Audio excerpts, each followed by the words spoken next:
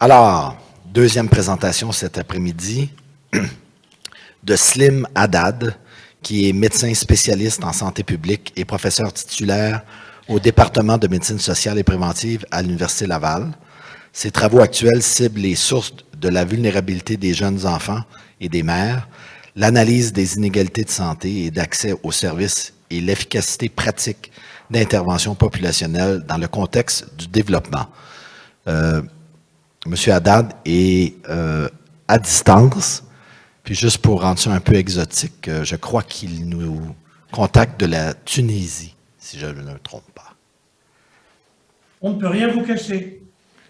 Alors, je vous rappelle, vous avez 30 minutes, 25 minutes. Je n'ai pas l'injure de vous mettre le décor à l'extérieur de chez moi. Okay. Est-ce que vous m'entendez? Oui. Est-ce que vous nous entendez? Oui. Moi, je vous entends, mais okay. Oui. Alors, très bien, on vous entend. Je vous rappelle 20-25 minutes pour garder un peu de temps pour les questions, s'il vous plaît. Parfait. Merci. Donc, je vais vous parler et ma collaboratrice, Madame Claude Bagdion, se joindra à moi pour vous parler du projet Compass et de certaines dimensions du projet Compass, qui est un projet qui est actif depuis quelques années au Québec et au Canada depuis même un petit peu plus longtemps.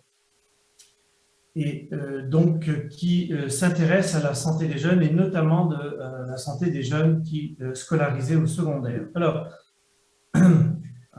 petit souci. Voilà, donc Compass, c'est un partenariat. L'idée, c'est d'essayer d'avoir une vision très globale, aussi globale que possible, des réalités adolescentes, en savoir davantage sur leur bien-être, leur état de santé, les déterminants de santé. Et également, c'est un projet qui va très au-delà des intentions de recherche de production de connaissances, puisque c'est un projet qui est réalisé avec les directions de santé publique des régions impliquées dans le projet, qui sont amenées, sur la base des résultats produits annuellement, à soutenir des actions en milieu scolaire. Donc, c'est un projet extrêmement participatif, je dirais, qui est pas tout à fait un projet de recherche, dans lequel il y a une dimension de science importante, mais qui est aussi un projet qui vise à favoriser les liens entre le milieu scolaire, les interventions et les programmes nationaux de santé publique, notamment École en santé, dont vous avez peut-être entendu parler, et évidemment le milieu académique et universitaire. Nous sommes principalement financés par le ministère de la Santé du Québec. On a également une partie de nos financements des IRSC, mais depuis 5 ans, le volet québécois du projet est essentiellement et fortement soutenu par le ministère. Alors, Compass, à l'origine, c'est un projet développé par des collègues de l'Université Waterloo au Canada, donc en Ontario, et qui existe depuis une dizaine d'années maintenant, et depuis 2016 au Québec, et on a pris de l'ampleur. On a commencé avec 11 écoles au départ au Québec et nous sommes rendus maintenant, vous allez voir, un peu plus d'une centaine d'écoles participantes. On représente en gros à peu près, je crois, 60 à 70% de l'ensemble des écoles Compass du Canada maintenant. Au Québec, nous sommes présents dans 6 régions. Alors, qu'est-ce qui se passe? C'est que nous sollicitons les directions de santé publique, les commissions scolaires, les écoles privées, évidemment, qui sont intéressées à se joindre donc aux cohortes Compass. Je vais vous expliquer tout à l'heure comment ça se passe. Et généralement, je pense que sur les 100 et quelques écoles qui ont commencé avec nous, on en a perdu 2 sur 5 ans. Vous voyez, généralement, les écoles y trouvent largement leur intérêt et maintiennent leur participation année après année. On est essentiellement centré sur l'Est du Québec, donc le RUIS de l'Université Laval, plus également certaines régions comme le Saguenay-Lac-Saint-Jean, qui ne relèvent pas du RUIS de l'Université Laval. Et vous le verrez, on a un processus par lequel nous sommes très ouverts à recruter des nouvelles régions et surtout des écoles dans les régions participantes via la mobilisation des directions de santé publique, évidemment. Alors, je vous disais qu'on a commencé il n'y a pas très longtemps. En 2016, nous avions 11 écoles. Et dans chacune de ces écoles, en réalité, nous menons une enquête annuelle auprès de toutes les classes de l'école. Donc, toutes les classes de l'école sont invitées à participer, tous les jeunes de l'école, même les jeunes en adaptation, sont invités à participer aux enquêtes Compass. Et vous voyez, on a grandi assez rapidement, puisque nous sommes rendus maintenant à un près des cohortes annuelles de 50 000 jeunes surveillés, suivis par le projet.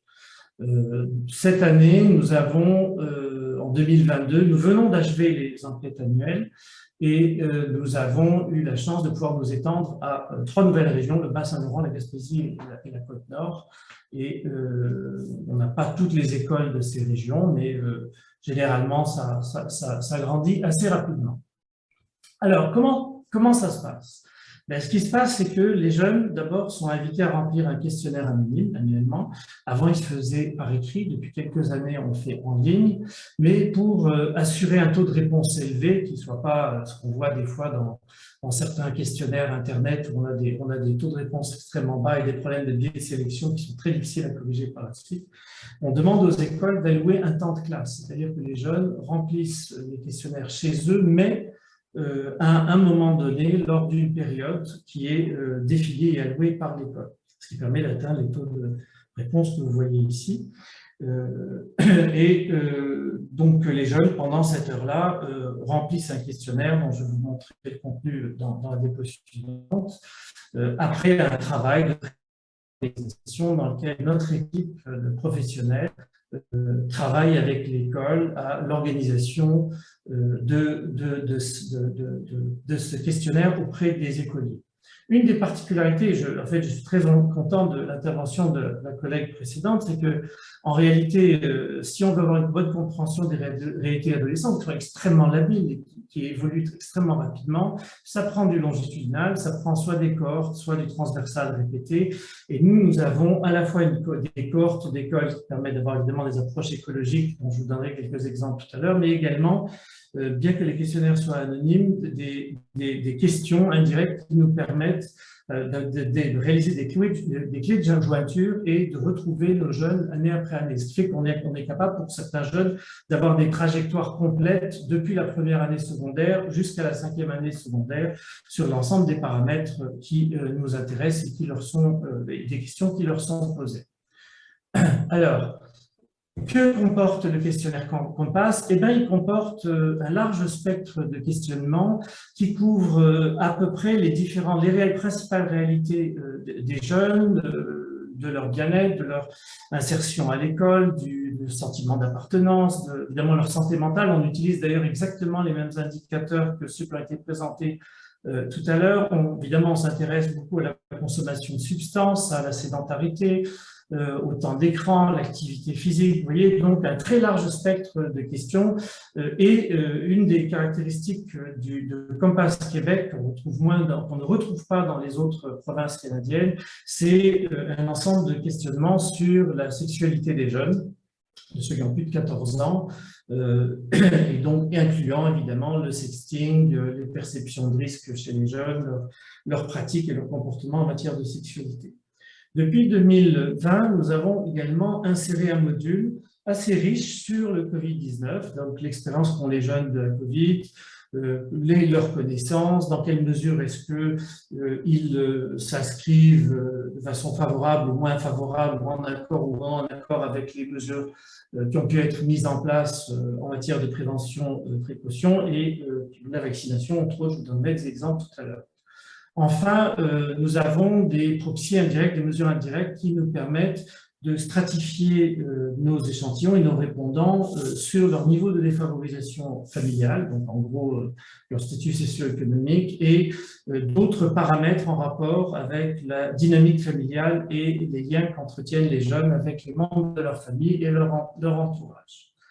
Nous avons, à côté de ce questionnaire auprès des jeunes, nous réalisons tous les ans une enquête auprès de la direction des écoles pour avoir une idée un petit peu plus précise du contexte dans lequel, de contexte scolaire de ces jeunes. Donc, on pose tout un ensemble de questions sur les ressources disponibles, par exemple en matière d'alimentation, d'activité physique, mais également les ressources disponibles en termes de soutien psychosocial, d'infirmières, de programmes éventuellement mis en place dans ces écoles. Certaines écoles, par exemple, travaillent avec des organismes communautaire qui s'adresse, par exemple, soit à l'activité physique ou à d'autres dimensions, la santé mentale ou à d'autres dimensions de la vie des jeunes. Et donc, tous les ans, nous menons une enquête et nous développons ensuite tout un ensemble de fiches synthèses qui nous permettent d'avoir une meilleure compréhension de ce qui se fait dans cette école et donc d'être capable éventuellement de lier les évolutions que l'on observe année après année chez nos jeunes aux ressources, disponibilités, interventions et contextes particuliers de l'école dans lesquelles des écoles dans lesquelles les jeunes sont scolarisés. Ce que l'on fait ensuite dans le COMPAS, c'est que nous ne sommes pas qu'un projet de recherche, comme vous le disiez tout à l'heure. Alors évidemment, il y a un volet de production scientifique, et je vous donnerai des exemples tout à l'heure, qui est très présent, avec des étudiants de maîtrise, des doctorats, des post-doctorants, une interface évidemment avec nos collègues du Canada, du reste du Canada, sur tout un ensemble de publications et de communication scientifique. Mais ce à quoi nous attachons beaucoup ici à COMPAS, c'est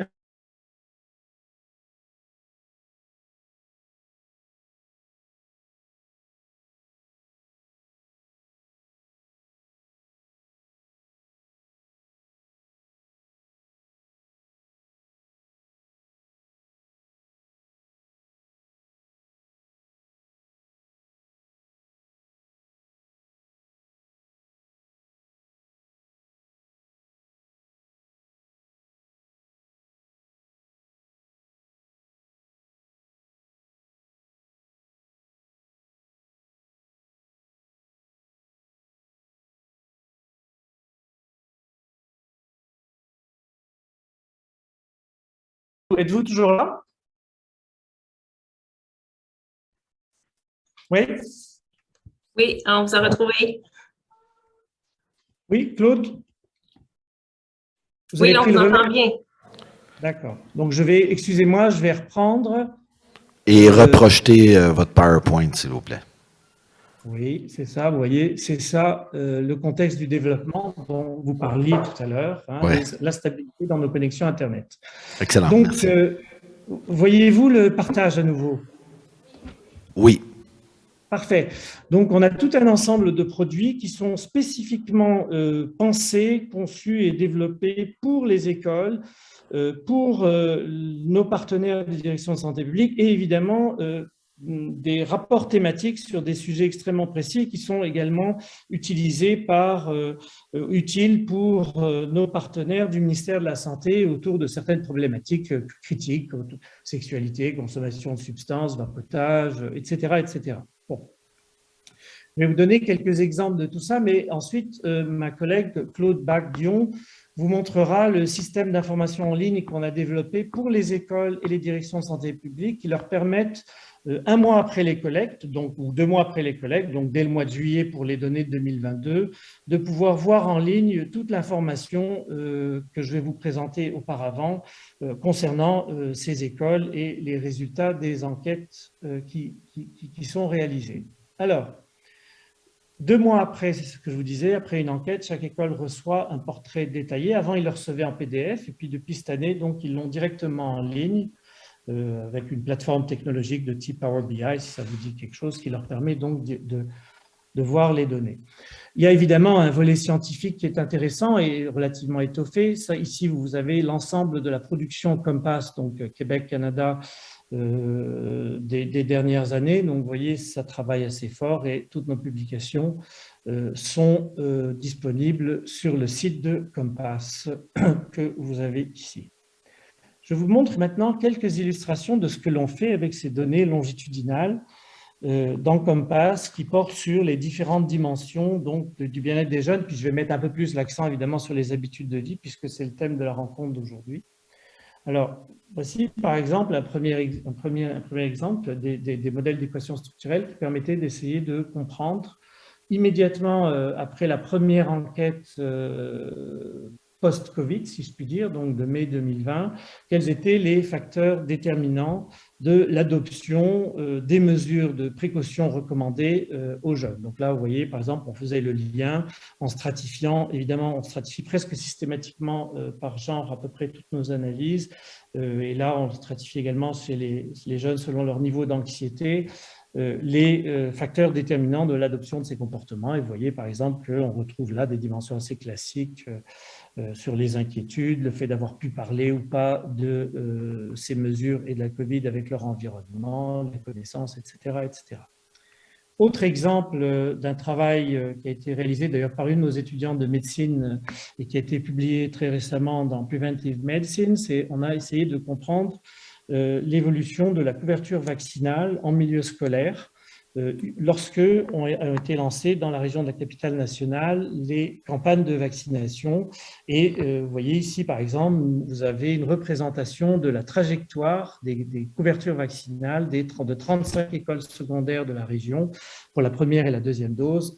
Et ce qui est intéressant ici, ce qu'on regardait plus attentivement, justement, c'est l'incidence que pouvait avoir eu le fait d'avoir eu une campagne très proactive dans notre région de vaccination et de promotion de la vaccination dans les écoles, avec une vaccination réalisée dans les écoles elles-mêmes, donc voir son incidence sur la couverture vaccinale. Et vous avez ici, par exemple, les trajectoires qui ont été réalisées. Mais ce qui était intéressant également, c'est dans cette étude, là où on couplait également les données Compass, de voir dans quelle mesure, par exemple, est-ce que les inégalités de couverture entre écoles avaient évolué. Vous avez ici les courbes de Lorenz assez classiques, où on voit, par exemple, que l'inégalité de couverture vaccinale a été très fortement réduite, notamment pour la première dose, entre début juin et la mi-juin, c'est-à-dire juste après que cette campagne de vaccination dans les écoles a été réalisée. Donc, ça montre l'éventuel avantage de la valeur ajoutée qu'il y a à se rendre dans les écoles plutôt que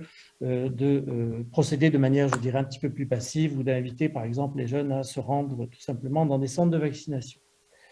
Autre étude Compass, par exemple, sur l'usage du cannabis chez les jeunes filles et les jeunes garçons, une analyse longitudinale qui avait été faite sur 3 ans, de 2018 à 2020. Là, c'était du transversal répété, des fois c'est de la cohorte, des fois c'est transversal répété, où on regardait le lien entre la consommation de cannabis, le sentiment d'appartenance des jeunes et évidemment leur genre, et on essayait de voir dans quelle mesure est-ce qu'éventuellement on pouvait utiliser le sentiment d'appartenance comme porte d'entrée pour éventuellement promouvoir l'usage pas promouvoir l'usage, mais plutôt réduire l'usage de ces substances chez les jeunes. Autre étude, par exemple, qui vient d'être achevée récemment et publiée par nos collaborateurs, c'est l'usage de substances en période de pandémie de Covid. Je n'utilise jamais le mot impact dans ce que je vous présente aujourd'hui, parce qu'on n'est pas dans des modèles contrefactuels véritables d'analyse d'impact, on est plutôt dans des analyses de changements observés dans une période qui est celle pré-post-Covid, mais un petit peu comme ce qui avait été dit tout à l'heure, ce qui est souvent intéressant dans ces études, c'est de regarder qu'est-ce qui a pu se passer avant, pendant et après. Et là, par exemple, vous avez les réponses sur l'incidence rapportée que des jeunes, qu'expriment les jeunes du Covid sur leur consommation. Donc, vous avez ici, vous voyez, les 4 substances habituelles que nous regardons dans les consommations chez les jeunes. Autre question du même genre, on demandait aux jeunes est-ce qu'ils pensaient que du fait de la Covid, leur consommation avait pu être influencée. Là, on parle de la consommation de cigarettes électroniques. Et là, vous voyez par exemple que la majorité de nos répondants, je ne rentre pas dans les détails sur les contrôles de biais de sélection que nous essayons de faire, mais on voit manifestement qu'une partie importante de nos jeunes déclarent avoir augmenté sa consommation de cigarettes électroniques du fait de la Covid et que cette augmentation porte notamment et de manière assez préoccupante chez les jeunes qui sont des utilisateurs quotidiens. D'où l'importance, vous voyez, d'avoir des données suffisamment nombreuses ou des répondants suffisamment nombreux pour pouvoir avoir ce genre de stratification et différencier les éventuels changements qu'on a pu observer selon la nature de la consommation et la fréquence de la consommation de ces jeunes et donc l'ampleur des problèmes de santé éventuellement ou des problèmes de consommation que l'on peut rencontrer. Dans cette même étude, une autre analyse, par exemple ici, où on regarde dans quelle mesure est-ce qu'on a pu observer un changement récent dans l'initiation à la cigarette électronique parmi nos jeunes. Donc les jeunes qui n'avaient jamais consommé à ce jour, on leur demande dans quelle mesure est-ce qu'ils ont initié leur consommation pendant cette année. Puis vous voyez, on n'avait par exemple pas observé ici une augmentation importante pour des dernières années de l'initiation chez nos jeunes, que l'on parle des jeunes du premier ou du deuxième cycle, au cours des dernières années. Donc encore une illustration de ce qu'on peut faire avec du longitudinal, ici encore une fois du transversal répété. En revanche, ce qu'on voyait par contre, c'est que, de manière extrêmement intéressante, c'est qu'on avait des fluctuations importantes dans la consommation de cigarettes électroniques chez nos jeunes, donc au-delà de l'initiation. Donc là, on regarde leur consommation et notamment un nombre relativement stable d'environ 7% de jeunes qui sont des usagers quotidiens de cigarettes électroniques. Un diagramme de Sankey, alors là, on est dans une étude de cohorte, on prend tous des jeunes qui nous déclarent en 2021 être des consommateurs occasionnels réguliers au quotidien de cigarettes électroniques et on essaye de retrouver chez ces jeunes, là je pense on a à peu près 2000 ou 1900 jeunes, on essaye de retrouver quel était leur niveau de consommation ou leur parcours au cours des 3 dernières années. Donc, qui parmi ceux-ci, quels étaient ceux qui n'avaient pas consommé, ne consommaient pas en 2019, étaient déjà des consommateurs réguliers, etc., etc. Et comme vous voyez, la tendance va toujours vers l'aggravation ou l'augmentation de la consommation. Je vais sauter celle-ci parce que je voudrais aller directement sur la santé mentale, parce que ça a été évoqué tout à l'heure. Donc, vous voyez ici, nous avons 4 années, 5 en fait maintenant, avec 2022, que nous allons analyser incessamment, d'évolution des indicateurs de santé mentale. Et là, je vous parle exactement des mêmes indicateurs que ceux qui ont été évoqués tout à l'heure, c'est-à-dire la présence de symptômes dépressifs significatifs, l'anxiété et un autre indicateur qui est le flourishing scale, le degré d'épanouissement. Et donc, on voit, comme ça a été mentionné lors de la précédente présentation, à la fois une augmentation de la proportion de jeunes qui présentent des difficultés de santé mentale. Dans notre jargon, on appelle ça un indice FGT0. Mais ce qui nous intéresse également, ce n'est pas juste de savoir si on en a plus qui présentent des difficultés, qui se situent au-delà de la valeur seuil, mais jusqu'à quel point les jeunes qui sont vulnérables, les jeunes qui présentent des difficultés, ont davantage ou non de difficultés qu'il y en avait avant. Donc, ce qu'on appelle le déficit de santé mentale. Donc, on essaye de voir si on a une augmentation de notre déficit de santé mentale. Et vous voyez, on a une augmentation importante, ce qui veut dire que ce que l'on voit en termes de changement, c'est des jeunes qui sont présentent davantage de difficultés, mais également des jeunes, parmi les jeunes qui ont des difficultés, un niveau de difficulté d'anxiété ou de présence de symptômes dépressifs significatifs qui est plus élevé. Donc, vous voyez, à droite, vous avez également l'évolution de l'inégalité, puis on voit d'ailleurs une augmentation de l'inégalité en santé mentale chez nos jeunes, ce sont les indicateurs classiques du coefficient de Gini. Ce qui est intéressant également de voir, c'est de voir l'extrême hétérogénéité des évolutions chez nos jeunes. C'est-à-dire que oui, on a un portrait global des jeunes, mais il ne se passe pas la même chose chez nos jeunes qui viennent de milieux défavorisés et de jeunes qui viennent de milieux favorisés. Et il ne se passe surtout pas la même chose chez les filles et les garçons aux différents âges. Donc, le fait d'avoir, vous voyez ici, on a à peu près 16 000 répondants par année pour chacune des 3 classes, des 3 rondes d'enquête, 2018, 2019, 2021. Et donc, on est capable d'avoir des niveaux de stratification qui sont assez élevés avec en réduisant les incertitudes dans les estimateurs. Donc, c'est très intéressant, par exemple, et malheureux de voir que les besoins des jeunes filles, et en particulier des jeunes filles en matière défavorisée, et en particulier des jeunes filles venant de milieux défavorisés et qui sont à l'âge de 15 ou 16 ans, on voit une ampleur des besoins chez elles qui est extrêmement important, puisque vous voyez ici qu'on a un déficit de santé de l'ordre de 15% chez ces jeunes filles.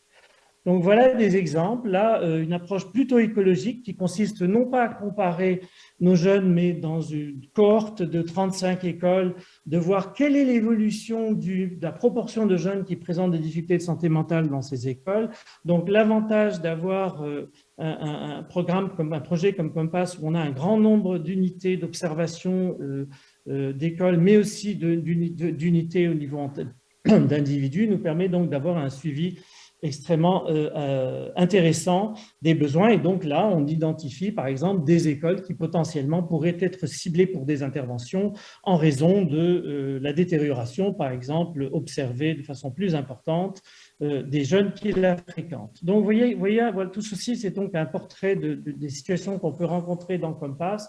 On a également mis en place un système d'information géographique qui nous permet d'avoir une idée des besoins et de la distribution des besoins, distribution spatiale des besoins dans nos études. Et je vais m'arrêter là pour donner la chance en quelques minutes à ma collègue Claude Bach de vous montrer le système d'information que nous avons développé et qui est fourni donc qui permet aux écoles et aux directions de santé publique d'accéder en ligne aux données Compass, comme je vous disais, 2 mois après les enquêtes. Donc, Claude, je vous cède la parole. Parfait, merci. Tout le monde m'entend bien? Vous voyez bien mon écran? Oui. Parfait, merci. Donc, vous voyez la plateforme Compass via un accès sécurisé. Elle nous permet de partager justement les données des différentes enquêtes annuelles Compass. Vous avez un menu ici à votre gauche qui sont les différents onglets, les différentes thématiques que je vais voir avec vous très rapidement. Donc, la première chose que les gens ont à faire, c'est sélectionner un profil. Donc, ils ont le choix d'un profil spécifique à une école, spécifique à l'ensemble des écoles d'un même centre de service scolaire ou l'ensemble des écoles participantes d'une région. Dans le cas présent, on va prendre une région. Donc, dès les premières pages, il y a une description de l'échantillon. Donc, ce ne sera pas bien long, je m'excuse si c'est pas très rapide. Donc, on va présenter l'échantillon qui sont ces jeunes-là dans le sens que ils sont combien. On a certaines stratifications de disponibles et on a aussi l'information par rapport aux refus parentaux. Je mentionne que le taux de refus parentaux est très faible. À chaque année, on parle de moins de 1%. Donc, par la suite, on présente les données sous forme thématique. Donc, encore cette année, on débute avec la thématique sur la COVID-19. Donc, on présente les données au niveau des connaissances, de l'adoption des mesures. On va y aller aussi présenter la perception des jeunes face à la vaccination. On présente également les effets de la COVID-19 sur les différents comportements de santé des jeunes. Je ne vais pas rentrer dans tous les onglets parce que je vois que ça semble un petit peu plus long à loader. Donc, sinon, par la suite, on tombe à des thématiques usuelles Compass, donc qui étaient là avant même la COVID-19. On parle du sentiment d'appartenance à l'école. On va parler de l'image corporelle, de l'activité physique. Si, par exemple, ici, je vais au niveau de la saine alimentation. Si, par exemple, moi, je suis une directrice et puis là, je vois dans mon profil que ça sent bien, que moi, ça m'inquiète de voir que uniquement 56% des jeunes de mon école disent déjeuner à tous les jours. Ben, j'ai un certain niveau d'information supplémentaire ici sur les raisons de ne pas pourquoi ils ne déjeunent pas. Je peux aussi aller, chaque énoncé du profil contient un niveau de détail supplémentaire. Donc, si je clique sur l'information, je suis capable d'aller chercher plus d'informations. Par exemple, là, on le voit, j'arrive ici, c'est au niveau de l'énoncé. Donc, toute l'information qui se retrouve sur cette page-là est spécifique à l'énoncé sur lequel j'ai cliqué. Donc, on va avoir vraiment l'évolution au fil des ans. J'ai aussi l'information selon le sexe, le cycle, donc les plus jeunes, les plus vieux, également au niveau de la défavorisation familiale et le sentiment d'appartenance. Ces choix de stratification-là ont été faits principalement en raison de la pertinence qu'ils ont pour nos partenaires et leurs besoins. Par la suite, on a les comportements sédentaires qui vont inclure le sommeil. Donc, on parle de la qualité du sommeil, le temps de sommeil, le temps d'écran. On y va vraiment selon les différents types d'écran. J'attendrai peut-être pas trop pour pas perdre de temps. Mais sinon, par exemple, ici, au niveau de l'usage de substances, on va parler de tabac, cigarettes électroniques, alcool, cannabis. Si, par exemple, encore ici, moi, je veux savoir c'est qui mes vapoteurs. Donc, je peux avoir l'information au niveau des quotidiens, mais également à ceux qui sont entre 1 et 29 jours par mois. Et puis, si, pour moi, c'est une préoccupation dans mon école, bien, je peux aller forer la donnée à savoir est-ce que mon intervention devrait être plutôt ciblée sur une certaine population ou plutôt je devrais vraiment y aller plus large au niveau de ma population totale d'élèves. Par la suite, on va avoir, depuis le début, on a des éléments sur la perception de risque en lien avec l'usage de substances et aussi la conduite de véhicule. Et puis sinon, je sens que c'est la fin, donc on a un gros volet assez étoffé au niveau de la santé mentale. Et puis, toutes ces informations-là, on a aussi la sexualité, elles sont disponibles, on peut les télécharger et à même la plateforme, les gens sont en mesure de faire une très belle présentation PowerPoint. Donc, voilà. Merci Claude. Donc, je vais simplement conclure en vous disant que voilà, on a un projet dont on est assez fier, qui, comme je vous disais, est un projet hybride. C'est plus vraiment qu'un projet de recherche, ça a été pensé véritablement avec nos collègues des directions de santé publique et des écoles. Ce que nos collègues, par exemple, d'Ontario, n'ont pas eu la chance de pouvoir faire parce qu'ils n'ont pas réussi à obtenir l'implication des ministères et des directions de santé publique comme nous. Donc oui, ça reste beaucoup un projet de recherche dans ces environnements. Alors nous sommes en phase de croissance, vous l'avez vu, je vous l'ai dit, on est environ maintenant rendu à 110 écoles, 50 000 jeunes. Il faut consolider tout ça. On a du soutien de la part du ministère de la Santé. On a apparemment, manifestement, un certain intérêt a été manifesté assez récemment par le ministère de l'Éducation également. On veut continuer, on voudrait également promouvoir des communautés de pratique, c'est-à-dire que nous essayons de trouver des moyens par lesquels les milieux scolaires interagissent et échangent sur des enjeux de promotion, prévention de la santé chez les jeunes. Par exemple, on vient de développer un petit concours où on donne des moyens des écoles pour lancer des innovations qui vont justement pouvoir être évalués grâce à Compass, puisqu'on est dans du longitudinal. On peut avoir un suivi extrêmement intéressant pour l'évaluation des retombées des actions qui peuvent mener. Et voilà, donc on est dans un processus, je dirais, d'amélioration et d'aménagement permanent. Et je vous remercie au nom de toute l'équipe pour votre écoute. Standing ovation. Bravo, bravo. Vous avez une ovation debout.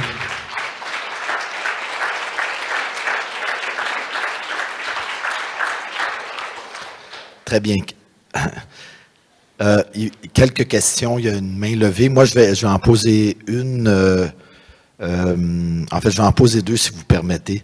La première est, parce que c'est un sujet d'intérêt toute la journée, les produits qui sont préparés pour les écoles.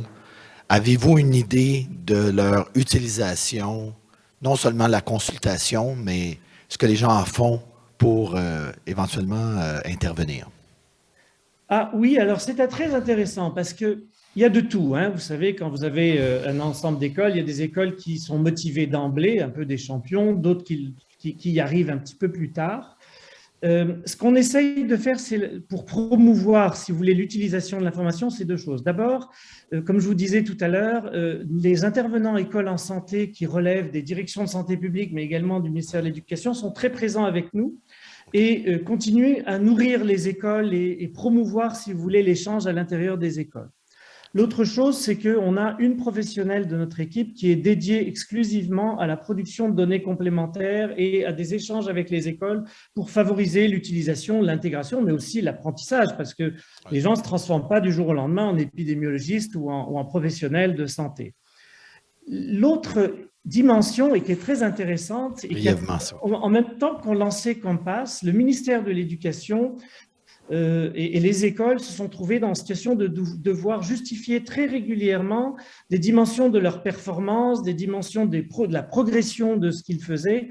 Donc, et les écoles nous ont tout de suite dit, mais écoutez, ça tombe à point Compass parce que nous, pour nos bilans, pour nos suivis de performance, eh ben, on utilise vos données. Alors, ça fait que, vous voyez, sans pouvoir dire que tout le monde utilise toutes les données à toutes les semaines, il y a eu à la fois un effort de notre part, mais aussi une conjonction, une situation qui a favorisé une assez bonne intégration de l'information au niveau des écoles. Très bien, merci. Il y a une question de la salle. Une question dans la salle, oui. Oui, bonjour, je suis Mélanie Henderson, endocrinologue et chercheur au CHU Sainte-Justine. D'abord, je tiens à vous féliciter comme endocrinologue intéressé aux saines habitudes de vie et le lien avec la santé cardio-métabolique chez le jeune. Je trouve votre projet fascinant et j'espère que vous allez vous étaler dans la région de Montréal. Je ne sais pas, j'ai vu que vous aviez des questions sur les saines habitudes de vie en lien avec l'activité physique, temps d'écran, je ne sais pas si vous avez le sommeil. Est-ce que vous avez pu analyser ces données-là dans un premier temps? Et ma deuxième petite sous-question, c'était, est-ce que vous avez pensé aller faire des mesures plus objectives dans des sous-groupes d'écoles ou de jeunes pour mettre en lien avec certains autres marqueurs de santé? En 2 minutes, s'il vous plaît. Alors, en 2 minutes, oui et non. En 2 secondes et oui, 2 minutes. Oui. Non, mais oui à la première question, non à la deuxième. Oui, effectivement, on a analysé les données de sédentarité et nous avons une monographie que nous allons produire cette année qui va porter sur les 5 dernières années, donc du transversal répété dans un sous-groupe de 35 écoles ayant participé aux 5 dernières années, pour faire un état vraiment de l'évolution sur 5 ans de toutes les données d'activité physique, de sédentarité. On regarde l'activité physique intense, on regarde l'activité physique modérée, etc., temps d'écran, temps de sommeil, etc. Voilà. Et il y a une monographie qui sortira, je pense, vers le mois de septembre, si tout va bien. Non pour les données mesures objectives, parce qu'on est vraiment un projet de santé publique dans une perspective très populationnelle.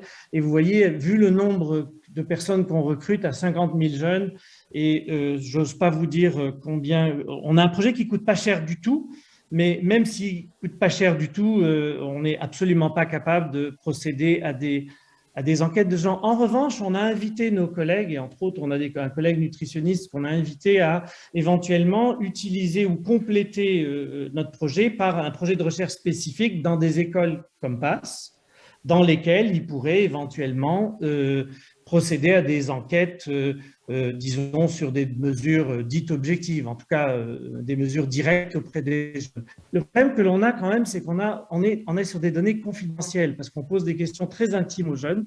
On ne prend pas leur nom et leur prénom. Donc, on a un petit défi à lier Compass avec d'autres enquêtes qui pourraient être faites dans les milieux scolaires proprement dit.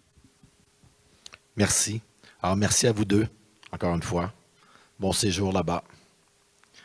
Bravo. Merci.